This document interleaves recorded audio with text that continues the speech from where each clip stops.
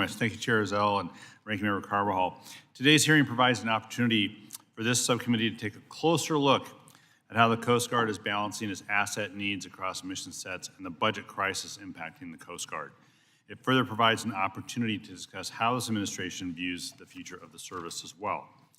For instance, under Admiral Fagan's leadership, the service boldly advocated for $20 billion in funding by 2030. When Admiral Fagan took the helm, the Coast Guard was experiencing major recruiting shortfalls. Just prior to her ouster, the Coast Guard announced that it fully reversed the trend and surpassed recruiting goals and set in place a foundation to continue meeting those goals. And I'm concerned the recent actions by the administration will undo that progress. Admiral Fagan also inherited from former Coast Guard leadership a disaster of accountability and trust in the form of Operation Fouled Anchor. Instead of pointing fingers, she conducted the Accountability and Transparency Review, which included a comprehensive path toward addressing sexual assault and sexual harassment in the Coast Guard. This administration has the opportunity to build upon that strong foundation that Admiral Fagan left, and I expect today to hear that plan, especially with regards to the issue at hand. The Coast Guard is underway on multiple major acquisitions, including the National Security Cutter, Offshore Patrol Cutters, Polar Security Cutters, and the Waterways Commerce Cutters. Unfortunately, every one of these acquisition programs has experienced significant delays and budgetary issues. Since our last hearing, the service now projects the first Polar Security Cutter will not be delivered until 2033 and may cost 3 times more than the original contract award.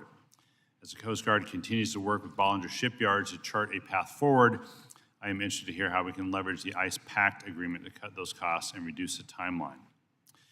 The HC-130J aircraft has been an essential asset for the Coast Guard aviation fleet, providing better range, speed, and technology than its predecessor. Unfortunately, the program is stalled at 19 frames due to lack of funding, even though the program of record calls for 22. This, coupled with the unplanned retirement of the C-27 fleet and a reduction in the lifespan of H-60 helicopters, creates a significant gap in Coast Guard aviation capabilities. This gap will continue to grow if we have aircraft diverted away from essential missions. Recent executive orders have diverted Coast Guard personnel and C-130s to the southern border to relocate migrants from California to Texas and move people and cargo to Guantanamo Bay. And I'm concerned that the Coast Guard is making haphazard operational decisions without regard to the impact on its other missions. As Congress funds the construction of assets, we need to ensure appropriate funding for shoreside infrastructure. This includes piers, workstations, housing, healthcare, and childcare. People are the Coast Guard's greatest asset, and their experience in the service, the Coast Guard must prioritize their experience in the service. In 2019, the GAO reported that the infrastructure project backlog was nearing $3 billion. 6 years later, that backlog has grown to $7 billion. Without immediate investments, the problem will worsen.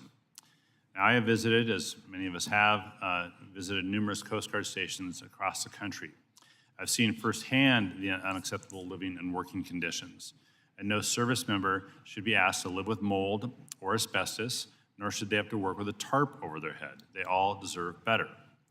I understand that additional funding for the Coast Guard is under consideration in the reconciliation package. While I support giving the Coast Guard additional funding, I won't support that funding that comes at the cost of everyday Americans. We can and we should fund the Coast Guard while also supporting all American families. The Coast Guard is facing a pivotal moment. Its budget and workforce are strained, acquisitions are delayed, assets are aging, and infrastructure is crumbling. So I expect to hear today how the Coast Guard will move forward and build upon Admiral Fagan's work to create a legacy for years to come. I want to thank Chair Zell and Ranking Member Carbajal, and I yield back. Gentlemen, you